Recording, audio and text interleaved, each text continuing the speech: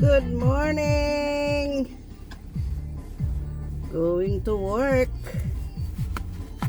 Friday morning. It's snowing. The forecast today is snowing the whole day. And it's gonna be like a freezing.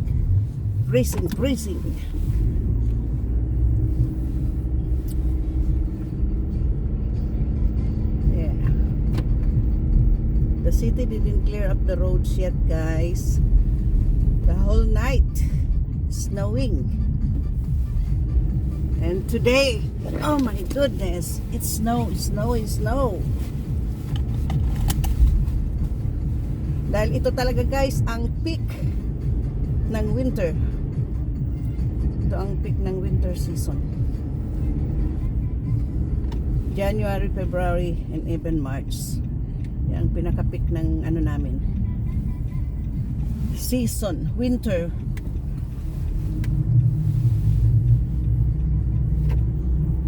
Unlike sa Ontario, ano sila, may freezing warning.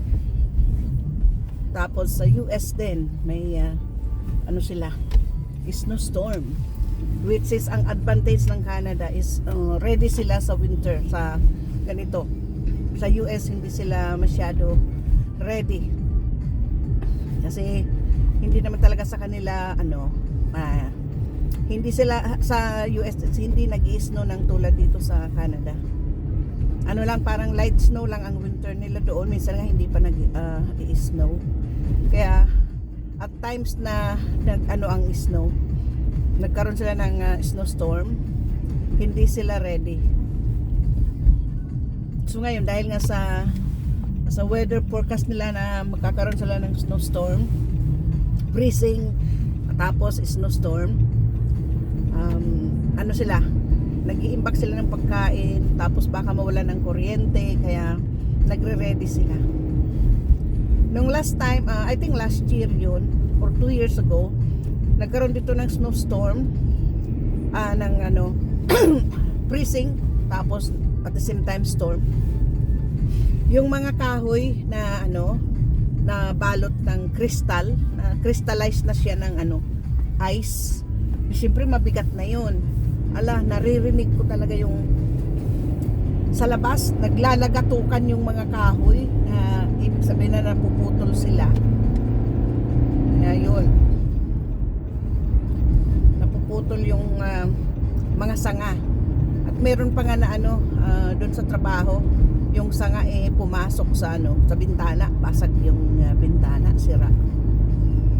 Dahil halos lahat ng mga kahoy noon nagsiputulan ba, na laglaglagan. Tapos yung mga sasakyan is nabagsakan din ng nabagsakan ng mga puno, kaya maraming nag-claim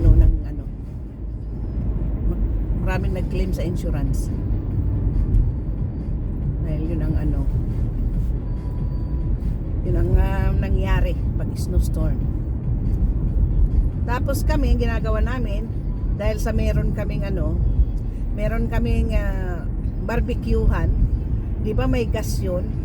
So yun, doon kami nag-iinit ng pagkain para may makain kaming mainit. Ganun ang ginagawa namin. So tinapay, ganon. Tapos yung i-barbecue yung manok, karne o isda, ganon. Yun ang kinakain namin. Yung gulay, yung talong, aasal siya sa sa barbecuehan. Mahirap din, guys, pag winter na mawala ng power, mawala ng kuryente kasi super lamig. Kaya kahit nasa loob ng bahay, nakasuot ng boots, nakasuot kami ng coat. Tapos kung saan kwarto lang kami, doon lang kami maupo, mag-ipon-ipon, nakasara lang yun. Tapos yung barbecuehan, siyempre ipapasok sa loob ng bahay. Ayun, nagkikreate siya ng init, kaya umiikot kami sa barbecuehan. Nakaupo kami para uminit. Tapos yun, kandila. Amoy kandila na yung bahay. Kaya ganon. Tapos yung government naman, meron silang lugar na merong generator. Doon nila pinapapunta yung mga matanda, yung may mga bata. Pero yung mga kaya yung mga lamig na mag-stay lang sila sa bahay nila, okay lang. Ano rin ang ano nila. Ay naku, si Mister tatawag. Ano bang gusto nito? Hello? Balis ka pala, hindi ka paalam. Nagsabi kasi yung aalis na ako, ang lakas ng cellphone mo. Ay, sabi ko alis na ako, hindi ka tumayo, hindi ka nakikinig. Nandun pa ako sa hagdan, nagsabi na ako aalis na ako. Okay, bye. Sobra yung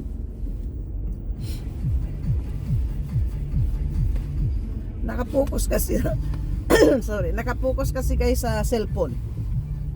Sabi ko aalis na ako. Eh hindi pumapansin, tapos wala na ako, saka ako hahanapin.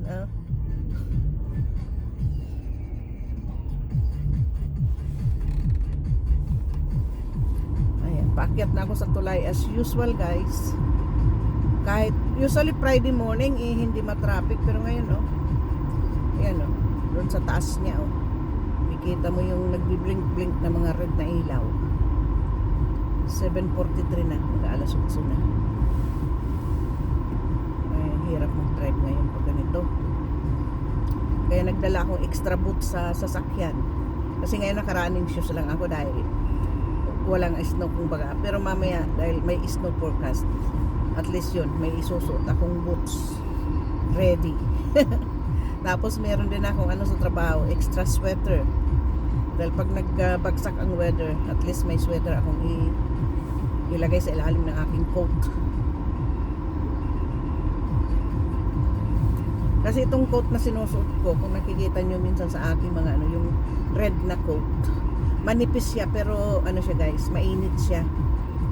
Kaya hindi masyado ako nagja-jacket sa ilalim niya kahit siya. Pero pag talagang malamig na malamig, yan, nagpapatong ako. Pero kung mga 1 digit lang, tulad ngayon, -8, kaya ko pang walang jacket sa ilalim. Kasi siya, warm. Yung yung in-between niya is, gawa siya sa, mga balahibo ng manok yata yan, o anong klase. Basta balahibo siya ng ibon. Basta yun ang nakikita ko pag may naglalabas na nahuhugot, balahibo. So, mainit siya guys mainit siya sa katawan.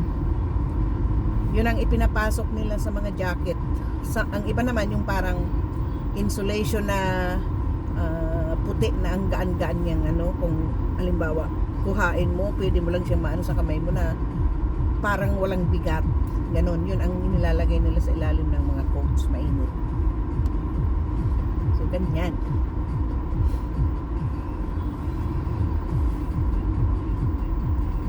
Nadala sa kwentuhan natin guys, andito pala ako sa taas ng paakyat sa tulay. Ayun ang tren, yan sa lubong din, nandun siya sa papunta yun ng South Shore. Kasi ako nakatira ako sa other island ng Montreal. Itong tulay na to ang naghahati sa Montreal at South Shore. Itong Champlain Bridge na to. Actually, 3 tong pwedeng tawiran namin na tulay. Kaya lang, ang mas nalalaspag, kumbaga, 24/7 itong Champlain Bridge dahil ito ang direct connection ng dalawang city, from galing sa Brossard tapos Montreal. Ito ang direktang tulay. Dahil yung iba mas malayo kung yung doon sa Jacques, kung galing sa bahay papunta doon, halos triple kadoble yung distance, ang layo. Parehas nung sa Mercy Bridge, malayo. Ang pinakamalapit na tatawiran talaga itong Champlain, kaya no wonder 50 years old lang to is pinalitan na. Kaya itong ngayong tulay na to is mas bago na to at mas mataas ito kaysa sa dati.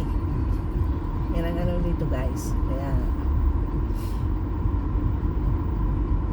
ewan ko kung ilang taon na naman to mag-stay dahil nga sa overuse.